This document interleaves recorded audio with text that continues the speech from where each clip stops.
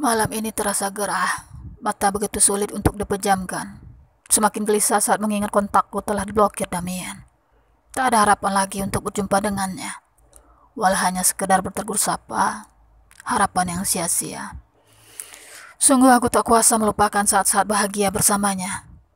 Ia bagai pelita di gelap malamku, bagai pelangi setelah turun hujan, bagai mentari yang menghangatkan saat aku kedinginan. Damian, aku tahu kau mungkin telah benar-benar membenciku. Jauh dalam lubuk hati ini, masih terpatri namamu. Melupakanmu tidak semudah itu. Sulit tidur semalam membuatku bangun kesiangan. Kuraba bawah bantal untuk mengambil ponsel. Kuusap layarnya. Ada beberapa panggilan tak terjawab dari 3 nomor berbeda. Nomor baru, Felix dan Agatha. Kuintip aplikasi WhatsApp, melihat nomor Damian. Dia sedang online atau tidak? Aku terperanjat. Kemana pergi nomornya? Setelah memukul-mukul kepala, barulah aku ingat telah menghapus nomor Damian. Pesan teratas dari aku. Di bawahnya ada pesan dari Felix.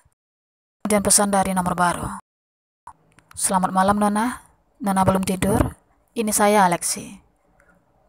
Aku lupa menyimpan nomor Tuan Alexi. Foto profilnya tidak ada. Kurasa seorang pengusaha tidak hobi memajang foto. Andai saja ada, pasti aku akan tahu siapa dia. Tetapi setahuku, pengusaha juga tidak suka menggoda wanita. Pemilik restoran yang lama tak pernah menegurku, apalagi menggoda. Orangnya sangat dingin seperti lemari es 3 pintu. Saat ditegur, ia hanya mendehem dan memasang wajah angker. Apa karena aku seorang pelayan? Selamat pagi Tuan, maaf, saya baru melihat ponsel setelah tertidur tadi malam. Pesanku terkirim centang 2 berwarna abu-abu. Berarti belum ia baca. Aku menoleh ke arah ponsel pemberian Tuan Alexi yang belum dibuka kotaknya. Sebuah ide melintas di benak. Bagaimana kalau ponsel itu ku kembalikan saja? Otomatis aku punya alasan untuk bertemu dengannya. Oh Karin, mengapa kamu bencinya? Setelah tahu dia seorang pengusaha, kau malah ingin bertemu dengannya. Aku terkekeh mengingat kecerobohan yang telah kuperbuat.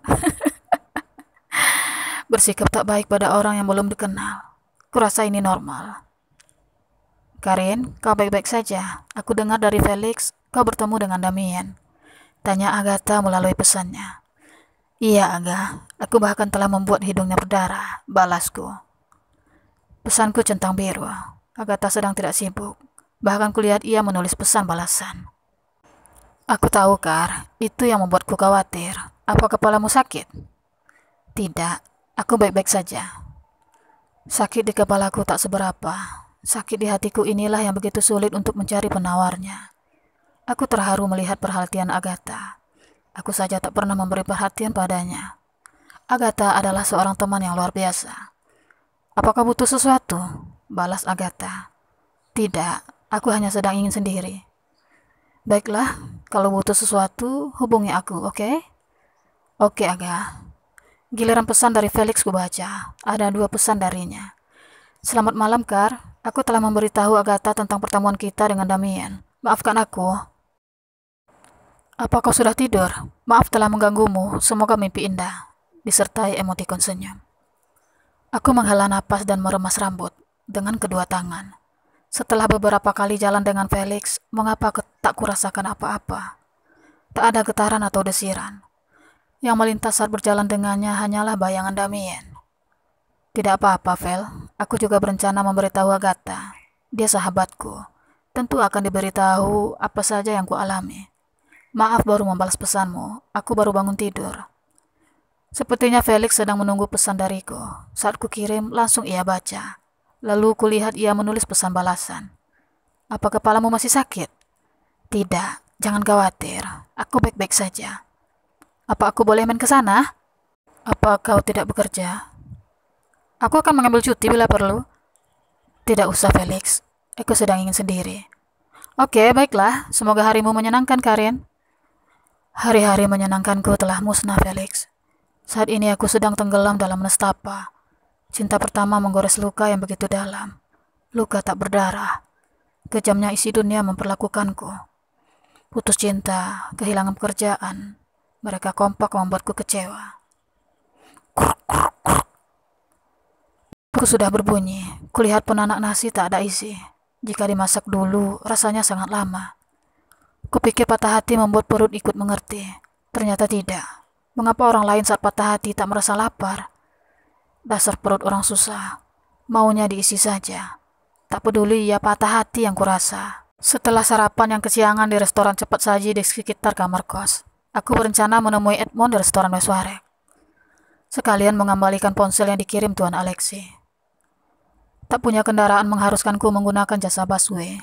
Isi busway yang tidak padat membuatku sedikit lega. Bisa duduk dengan tenang tanpa bergesekan dengan penumpang lain. "Karin!" Seseorang memanggilku dari arah paling belakang. Wanita parubaya yang mulai tumbuh uban. Ia sendirian tanpa teman. "Nyonya Jelena?" Aku pun menghampirinya dan kami duduk berdampingan. Nyonya Jelena adalah ibunya Damien. Dahulu, aku sering dibawa Damien ke rumahnya. Ibunya sangat baik. Terkadang aku mencarikan kutu dan mencabuti ubannya. "Kau mau kemana?" tanya Nyonya Jelena padaku. "Aku mau ke restoran Westwarek." "Kau masuk siang?" "Bukan, Nyonya. Aku telah dipecat. Hanya saja sekarang ada sesuatu yang akan aku urus di sana." "Bagaimana hubunganmu dengan Damien?" Aku terdiam sejenak. Mengapa Nyonya Jelena menanyakan hal itu? Bukankah dia... Apa Nyonya tidak tahu kami sudah putus? Bukankah Nyonya sendiri yang telah menjodohkan Damien dengan putri seorang direktur? Aku menghujaninya dengan pertanyaan. "Apa? Tidak, Karin. Aku tak mengenal direktur manapun. Bagaimana bisa aku menjodohkan putraku dengan orang kaya? Sedang aku hanyalah seorang yang miskin," ujar Nyonya Jelena seraya mengerutkan dahi. "Tapi Nyonya Jelena menghentikan bus dan turun tanpa mendengarkanku. Apa ia merasa malu telah bermuka dua? Berbuat baik di depan, menjodohkan Damien di belakangku. Harusnya hubungan kita baik-baik saja, Nyonya. Harusnya aku menjadi menantu dan engkau menjadi mertua." "Apa yang membawamu ke sini, Kar?" tanya Edmond saat aku sampai di restoran Westwarek. "Aku ingin minta tolong padamu, Ed. Maukah kau membantuku mengembalikan ponsel ini pada Tuan Alexi?" "Kau bisa memberikannya langsung, Karin. Tuan Alexi ada di kantornya. Mari ku antar kau padanya." "Sebenarnya, aku memang ingin bertemu dengan Tuan Alexi." "Sudah kuduga." Edmond berubah menjadi baik setelah memecatku. Ia begitu ramah dan mudah senyum. Kurasa inilah watak asli Edmond. Tegas dan berwibawa serta galak hanya dibuat-buat agar bawahannya merasa takut. Kami tidak bercerita banyak sepanjang lorong menuju kantor Tuan Alexi yang Edmond katakan. Hanya satu atau dua pertanyaan yang terucap hingga aku teringat melihat telinganya yang pernah kupukul dulu. "Jangan, Kar," sergah Edmond saat aku hendak melihat telinganya. Nyaris tanganku hendak menyentuh. Tiba-tiba Edmond menangkap tanganku. "Apa telingamu masih sakit?" "Tidak, Kar." "Mengapa aku tak boleh melihatnya?" "Sentuhan tanganmu membuatku merinding. Sebaiknya jangan, Kar. Aku ini seorang pria dan kau wanita. Aku tak ingin lorong ini menjadi saksi bisu." Aku tertawa lepas mendengar penuturan Edmond yang terasa geli di telingaku. Edmond pun ikut tertawa dan mengusap kepalaku pelan. Dari usapannya dapat kurasakan Edmond seorang yang penyayang. Tangannya begitu lembut saat menyentuh tanganku, selembut tangan Damien. "Tanganmu lembut, Ed. Apa kau suka?" Kami pun tertawa bersama. Setelah sampai di depan pintu kantor Tuan Alexi, Edmond mengetuk pintu. Tanganku mulai dingin. Jantungku berdegup kencang. Ini saat yang menegangkan. Tok tok tok. "Tuan, ini saya Edmond. Masuk." Pintu terbuka. Sayangnya tak langsung terlihat si Tuan yang dimaksud. Aku dan Edmond memasuki kantor itu dengan tangan dingin. Tak sengaja, Edmond menarik jemariku untuk masuk. Ia terkekebelan. "Kau grogi?" bisik Edmond jahil. "Tidak." "Kau berbohong. Tanganmu dingin sekali, Kar." Aku tersenyum dan menggaruk kepala, lalu melempar pandangan pada sebuah sofa. Seorang pria gemuk, brewok, dan mengenakan cincin besar sedang berselonjor di sana. Aku mengenalnya. "Karin?" Lekas ia turunkan kaki dan berdiri menghampiriku yang berdiri kaku. Edmond pamit keluar meninggalkan kami berdua. Tunggu Ed, aku... Banyak yang harus aku kerjakan. Kau sudah mengenal tempat ini bukan? Aku mengangguk. Tentu saja aku mengenal tempat ini. Belum genap 1 bulan aku berhenti dari restoran ini. Tetapi ruangan ini memang tak pernah kujajaki. Ternyata ruangan bos sangat nyaman. Duduklah, Kar. Terima kasih, Tuan. Saya hanya ingin mengembalikan ponsel ini.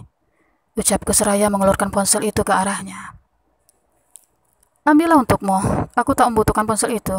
Aku sengaja membelikannya untukmu. Tidak, Tuan. Terima kasih. Aku meletakkan ponsel itu di atas meja di dekat sofa, lalu memutar badan untuk pamit pulang. Aku malu. Pria itu yang kuacungi jari tengah saat di kafe bersama Agatha. Ia juga yang memergokiku sedang duduk saat jam kerja. Tampilannya begitu norak, membuatku tak betah berlama-lama di ruangan ini, meskipun ia seorang pemilik restoran. Karin, tunggu dulu. Apa kau tak mau mengobrol denganku? Tidak ada yang perlu dibicarakan, Tuan. Jawabku seraya memutar badan menghadap Tuan Alexi. Bagaimana kalau kita membahas tentang masa depan? Aku tak punya masa depan. Tapi masa depanku adalah kamu, Kar. Aku mual mendengar suara buaya jantan ini. Ingin rasanya berlari keluar andai tak segan terhadapnya. Aku juga tak enak pada Edmond. Baru kali ini kulihat seorang pengusaha mengombali wanita miskin sepertiku. Jangan-jangan orang ini sedikit stres. Jangan gombali seorang wanita yang sedang terluka. Andai dia mempercayai gombalanmu dan jatuh dalam pelukanmu, apa kau akan bertanggung jawab atas luka selanjutnya yang kau cipta? Sementara kau sendiri sadar, kata-katamu hanyalah pemanis lidah, bertanam tebu di bibir. Manis ku dengar di awal, pahit ku rasa di akhir karena kau hanya berpura-pura menawarkan cinta. Padahal kau tuangkan racun di sana. Pria itu semua sama. Dengan mudah melukai tanpa rasa iba. Setelah ia mendapati seonggok daging merah bernama hati, ia melenggang pergi tanpa permisi. Prok, prok, prok. Kau hebat sekali, Kar. Tak kusangka kau pandai berpuisi. Mukaku memanas melihat Tuan Alexi bertepuk tangan. Mengapa aku tiba-tiba puitis sekali di hadapannya? Luka yang diciptakan Damien membuatku sedikit berhati-hati. Sungguh, Tuan Alexi bukanlah pria yang kucari. Tak ada satupun yang bisa kubanggakan darinya. Sadarlah, Karin. Tuan Alexi hanya bercanda. Mengapa kau sudah membayangkan yang tidak-tidak? Ini bukan puisi, Tuan. Aku benar-benar sedang terluka. Maafkan aku, Karin. Aku juga benar-benar telah jatuh cinta kepadamu sejak pertama melihat senyum manismu. Kau melayani pembeli dengan sepenuh hati. Maafkan aku, Karin. Aku yang meminta Edmond berpura-pura memecatmu. Kau tak pantas jadi seorang pelayan, Karin. Kau lebih pantas menjadi pendampingku. Aku melongo mendengar pernyataan Tuan Alexi. Ia mengaku telah menyuruh Edmond memecatku. Itu berarti Edmond hanya korban pemukulanku. Apa maksud semua ini? Ia pikir aku bahagia menjadi pengangguran. Lalu ia jadikan aku peliharaan, mengirim barang yang tak kuminta. Oh, hidup macam apa ini? Bukankah Tuan baru saja mengenal Edmond sewaktu aku dipecat? Sejak kapan kalian bersekongkol? Edmond bahkan tidak mengetahui siapa aku pada waktu itu. Aku sengaja mengujinya. Ternyata Edmond adalah orang yang benar-benar pantas menjadi manajer restoran ini. Setelah kau kembali ke dapur, barulah Edmond tahu siapa aku. Lalu ku minta ia memecatmu. Aku tak punya apa-apa setelah dipecat. Tapi kau memilikiku, Karin. Aku akan memenuhi kebutuhanmu. Kau boleh meminta apa saja padaku, termasuk hati ini. Kalau begitu, aku minta kau enyah dari hadapanku, Tuan. Jangan ganggu aku lagi. Tuan Alexi terdiam mendengar ucapanku. Tanpa permisi, aku pun keluar dari ruangannya. Masa bodoh tata krama, masa bodoh sopan santun. Aku tak butuh gombalannya. Damien yang tak suka menggombal saja dengan mudahnya mengkhianati cinta tulus suci yang kuberi. Apalagi buaya jantan seperti Tuan Alexi. Aku hanya debu di matanya. Karin, mengapa wajahmu cemberut seperti itu? Tidak apa-apa, Edmond. Aku mau pulang. Biar ku antar. Baiklah. Edmond meminta izin pada Tuan Alexi untuk mengantarku pulang. Tuan Alexi pun mengizinkan. Ia meminjamkan mobil mewahnya pada Edmond. Kupikir pria gemuk itu akan murka. Ternyata tidak. Setiba di kos, Edmond membukakan pintu mobil dan membantuku turun. Mobil Tuan Alexi terlalu tinggi, membuatku sedikit kesusahan untuk turun dan naik. Kulihat motor besar Felix sudah terparkir di depan kamar kos.